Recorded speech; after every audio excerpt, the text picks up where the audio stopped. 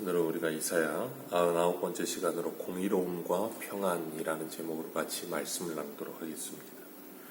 공의로움과 평안입니다. 이사야 54장에서는 하나님께서 이스라엘의 회복을 말씀하시는데, 이스라엘이 회복되려면 하나님의 은혜 가운데 그들이 회복되어 사람 살 것이 될 것이다 그러셨어요. 하나님께서 그들의 상대적이고 비교적인 의식, 그래서 열등감과 교만함에 빠지는, 다른 사람과 나를 늘 비교하면서 그렇게 나의 위치가 왔다 갔다 하는 그런 자족을 모르는, 그리고 늘 불안하고 늘 쫓기는 삶을 사는 그들에게 참된 만족과 주님 안에서의 참된 자족의 마음을 주셔서 일체의 비교를 배우게 하신다 그랬어요. 그리고 주님 안에서 주시는 평안을 누리는 삶을 살게 하시고, 그리고 여호와를 아는 지식이 풍성해져서 이웃을 진정으로 사랑하고 배려하며 그렇게 하나님의 형상을 닮은 사람의 모습으로 우리들이 회복되어진다라고 말씀드렸는데, 오늘 본문을 보면 이스라엘의 회복이 구체적인 모습이 나와요. 11절에 이스라엘의 지금의 실정을 하나님께서 세 가지 단어로 말씀하십니다. 곤고하고 요동하며 안위를 받지 못함. 이스라엘이 지금 실정이 바벨론의 포로로 70년을 사는 동안에 곤고하고 광풍으로 인해 요동하며 안위를 받지 못했다 그랬어요. 그러니 그런 삶을 70년 동안 살아가면서 몸도 쉼을 얻지 못하고 마음도 위로를 받지 못하고 팍팍한 삶을 살면서 억울한 일을 당하면서 괴로운 일을 당하면서, 그런데 어디에 호소할 데는 없고 위로해 주는 사람도 없고 그걸 해결해 주는 사람도 없는 그런 삶을 살고 있는 이스라엘을 향하여 하나님께서 뭐라 그러시냐면, 보라, 내가 화려한 채색으로 내 돌 사이에 더하여 청옥으로 내 기초를 쌓으며 홍보석으로 내 성벽을 쌓으며 석류석으로 내 성문을 만들어 내 지경을 다 보석으로 꾸밀 것이다. 하나님께서 이스라엘이 회복되어서 살게 될 이 성에 대해서 말씀하시면서, 그 이스라엘이 회복되어 살게 될 성이 온갖 보석으로 다 아름답게 지어질 것이다 라고 말씀을 하세요. 이런 말씀을 들을 때 현실의 괴로움 속에서, 고통 속에서 있는 그들이 위로를 받을 수 있다는 거예요. 이 말씀은 희망 고문을 하기 위해서, 이루어지지도 않을 건데 그냥 기분 좋게 하기 위해서 희망을 주는, 거짓된 희망을 주는 그런 말씀이 아니라 하나님이 반드시 이루어 주시겠다는 거예요. 그래서 계시록 21장에도 보면 하나님께서, 성령께서 사도 요한을 높은 산으로 데리고 올라가시면서 내가 너에게 이 어린 양의 신부를 보여주겠다라고 말씀하시면서 하나님께로부터 내려오는 새 예루살렘 성을 딱 보여줍니다. 그 하나님께로부터 내려오는 새 예루살렘 성이 완성된 그 성이 내려오는데 거기에 온갖 보석으로 다 되어 있죠. 그게 하나님의 이 회복된 예루살렘의 모습이다라고 말씀하시면서 그것이 어린 양의 신부와 같다 그렇게 말씀하셨어요. 그러면서 계시록 21장 4절에 이렇게 말씀하세요. 모든 눈물을 그 눈에서 닦아주리니 다시는 사망이 없고 애통하는 것이나 곡하는 것이나 아픈 것이 다시 있지 아니하리니 처음 것들이 다 지나갔습니다.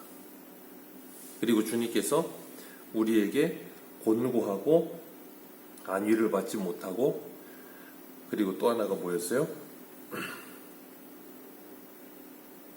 곤고하고 안위를 받지 못하고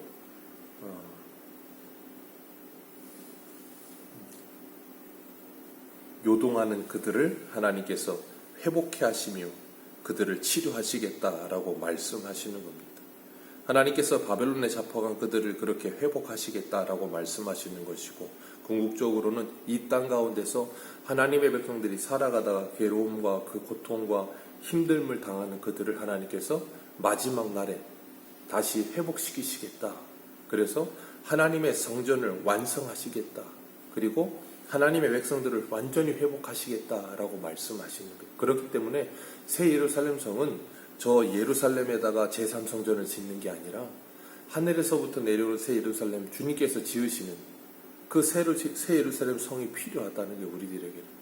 그러니까 이 땅에서 우리가 곤고하고 요동치는 그 마음과 그리고 안위를 받지 못하는 그런 마음을 가지고 살다가도 우리가 이런 말씀을 통해서 하나님의 나라를 소망하게 될 때 아멘 주 예수여 오시옵소서라는 고백이 나오게 되는 거예요.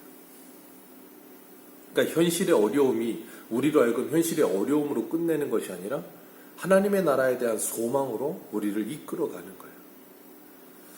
그래서 예레미야 29장 11절에는 바벨론의 포로로 끌려간 이스라엘 백성들을 향하여 이렇게 말씀하세요. 여호와의 말씀이니라 너희를 향한 나의 생각은 내가 아나니 평안이요 재앙이 아니니라. 너희에게는 미래와 희망을 주는 것이니라. 미래에 회복하여 주실 나라 그 모습이 우리의 모습이 될 것이다 라고도 말씀하시면서 14절에 이렇게 말씀하세요. 오늘 본문 14절 같이 읽습니다. 시작. 너는 공의로 설 것이며 학대가 내게서 멀어질 것인즉 내가 두려워하지 아니할 것이며 공포도 내게 가까이 하지 못할 것이라. 아멘. 너는 공의로 설 것이다. 11절에 어떤 모습이었어요? 곤고하고 광풍에 요동치며 안위를 받지 못하는 상태에 있었어요. 그게 뭐예요? 공의가 없는 불의한 상태에 있는 거죠. 그 불의한 상태에서 온갖 괴로움과 고통을 당하는 그들에게 하나님께서 공의를 세워주시겠다라고 말씀하시는 거예요. 그것이 그들에게 위로가 된다 그 말이에요. 이 땅에서도 억울한 일을 당하는 사람들 보면 얼마나 불쌍합니까?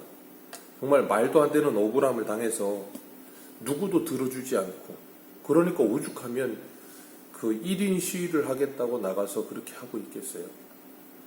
얼마 전에도 이제 재수사가 되고 있는 그 북한으로 넘어갔다고 하는 그 공무원의 가족들 얼마나 억울하겠습니까?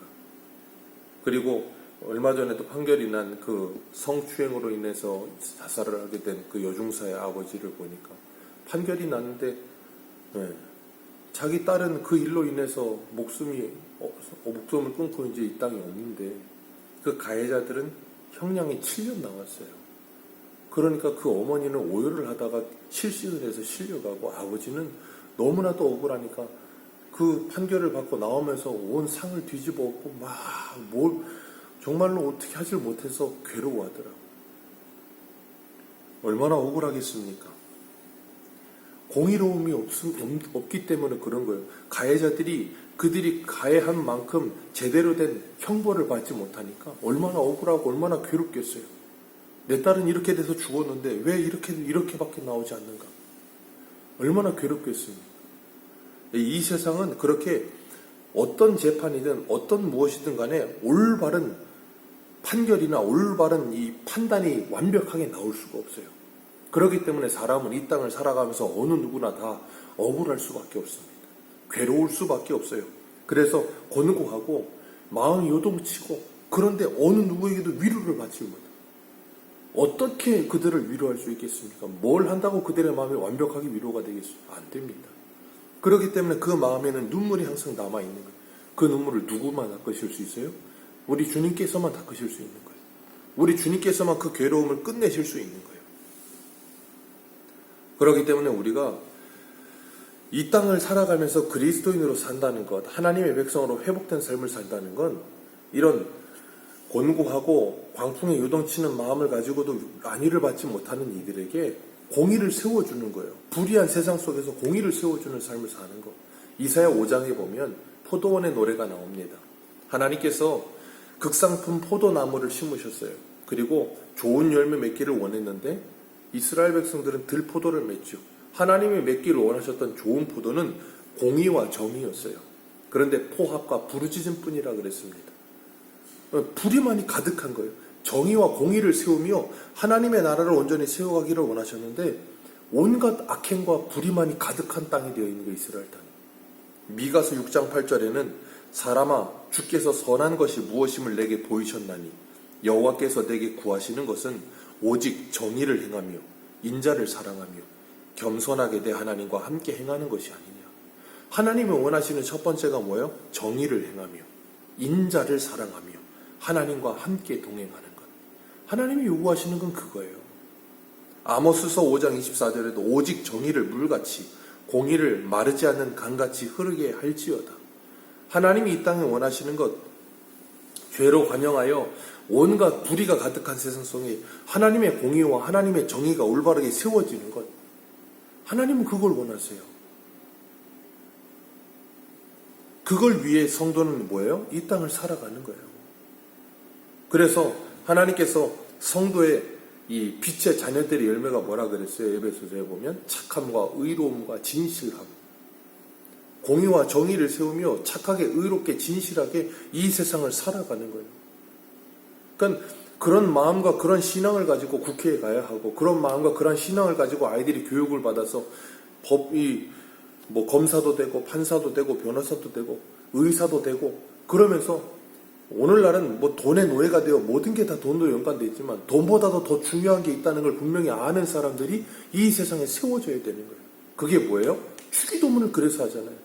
하나님의 나라와 하나님의 뜻이 이 땅에 이루어지기를 간절히 바라는 마음으로 사는 거예요. 하나님께서 13절 말씀, 오늘 13절입니다. 같이 읽겠습니다. 시작. 내 모든 자녀는 여호와의 교훈을 받을 것이니 내 자녀에게는 큰 평안이 있을 것이며. 아멘. 모든 자녀는 여호와의 교훈을 받을 것이다. 여호와의 교훈을 받으면 어떻게 돼요? 하나님을 사랑하고 이웃을 사랑하게 되겠죠. 그리고 공의와 정의를 올바르게 실현하는 삶을 살기 위해 힘쓰는 삶을 살게 되겠죠. 그렇게 성도가 이 땅에 하나님의 나라와 하나님의 뜻을 이루기 위해 충성스럽게 열심히 살아도 이 세상은 불의로 가득하기 때문에 어디든 간에 불편하고 어디든 간에 억울함이 있고, 성도가 이 땅의 교회가 성도가 열심히 그렇게 살려고 해도 이 땅은 어쩔 수가 없어요. 그렇기 때문에 뭐예요? 아멘. 주 예수여 오시옵소서. 완전한 그 나라가 오기를 바라는 거예요. 그렇기 때문에 우리는 이 땅에서 최선을 다해서 정말 정의를 실현하며 사람을 사랑하며 주님과 함께 동행하는 삶을 소망하며, 그 공고함과 광풍에 요동치는 마음을 안위받지 못하는 그들을 위로해주며 성령의 교훈을 받아서 오늘 하루도 우리의 마음이 요동치는 것이 아니라 참된 평안을 가지고, 세상이 주지도 못하고 빼앗지도 못하는 그 평안을 가지고 이 땅에 하나님의 나라와 하나님의 뜻을 이루어가면서 괴로움 가운데 있는 이들을 위로해주며 그들에게 하나님의 나라, 이 땅에서는 완전하지 않지만 그 완전한 하나님의 나라를 꿈꾸게 하는 그런 사명을 부여받은 사람들로 사시기를 축복합니다. 이 세상엔 어떤 정부, 어떤 정권이 와도 완벽할 수 없어요. 어쩔 수가 없어요. 왜냐하면 사람이기 때문에 그렇습니다. 그래서 우리는 그렇게 평생을 살면서 완전한 하나님의 나라를 꿈꾸는 거예요. 우리가 이 땅에서 하나님의 정의와 하나님의 공의를 세워가면서 완전한 그 나라를 맞이하기 위해 준비하면서 이 땅의 많은 이들을 주의 말씀으로 위로하는 학자와 같은 혀와 귀를 가진 저와 여러분들 되시기 축복합니다. 기도하겠습니다.